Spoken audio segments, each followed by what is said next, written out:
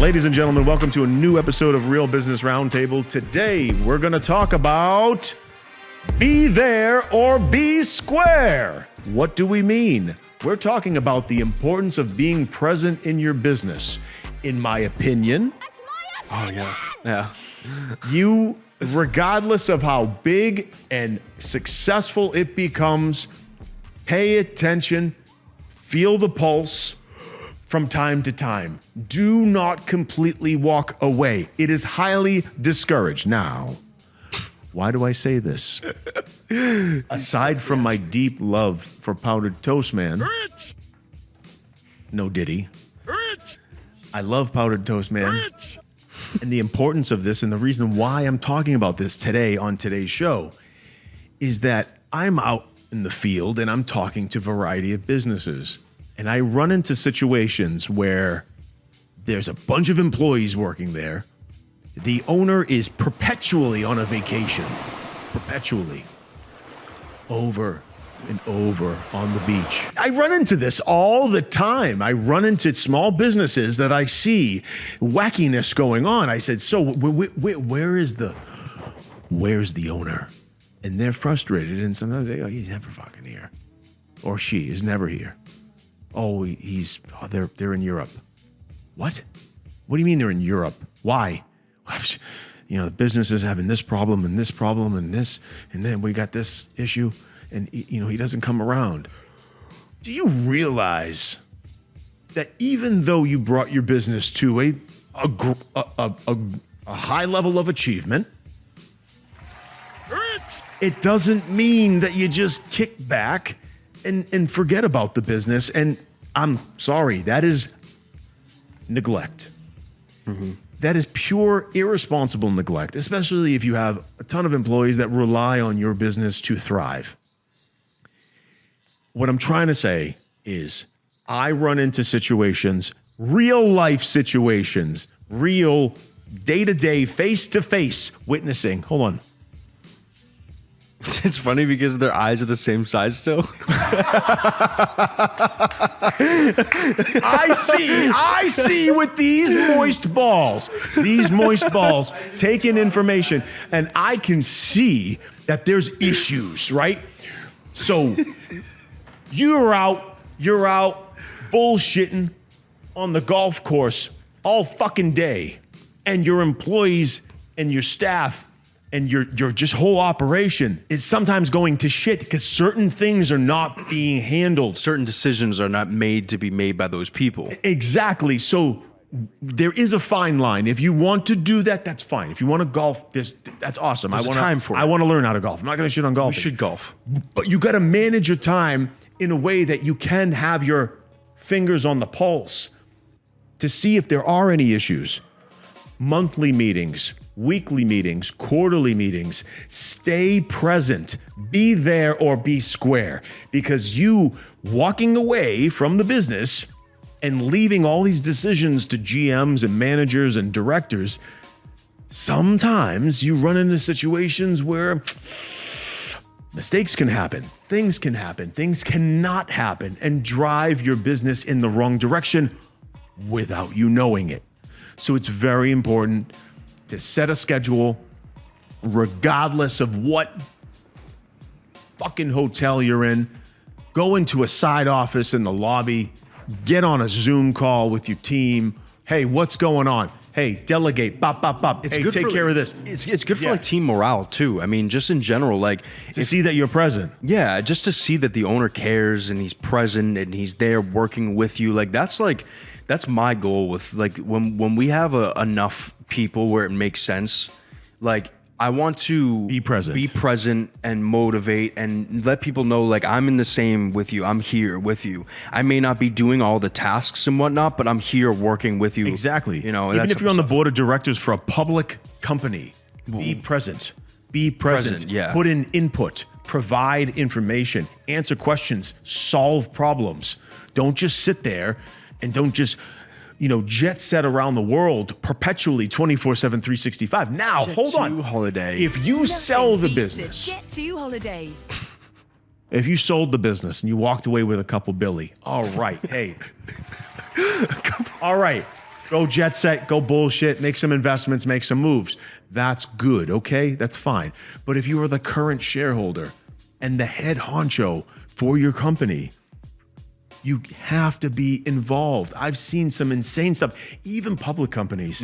I've seen wacky things happen. I go, how was this decision made? Well, you'll see How? like some of the most successful companies, the top, you know, the top of the chain is usually involved in one way or another.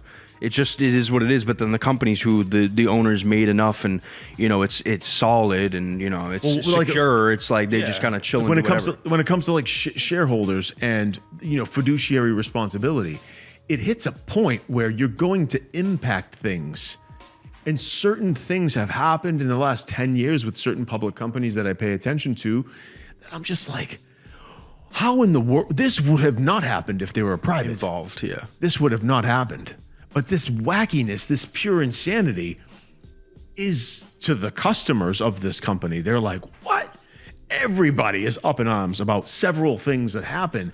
And when you have your core audience that have been paying you good money for X amount of years, and then you just suddenly flip it on its head and you change the whole value prop, it's like, why did you try to fix something that's not broken? You want to keep the saddle. Why? You want to keep the saddle on tight. At the end of the day, it's like all about managing and inspiring and making sure you're kind of making those decisions that you have to make. While you know you're kind of holding onto a saddle, right? And if you don't, and you kind of go, the saddle's going to loosen up. It's going to break down. I'm trying to think of like an analogy, but it'll eventually fall off, which is your company falling apart, right? So you got to hold on to that saddle. You got to make sure that everything's, you know, tight and everything's good and everything's solid.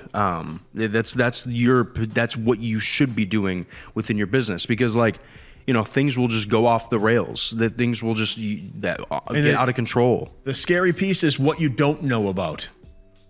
One of my mentors years ago in business told me that the scariest thing in business is when bad shit is happening or something is positioning you the wrong way and you don't know. The fear of not knowing is stronger and scarier than just knowing. If you're following me. So think about that. The fear of not knowing, the anxiety, wait, what? And the impact of not knowing those things that might be happening that from the people that you delegated, the people you trusted, right? The people you have in place that are making these key decisions. And that business owner, that board director, whoever, the CEO, and they don't realize that these things are either happening or not happening.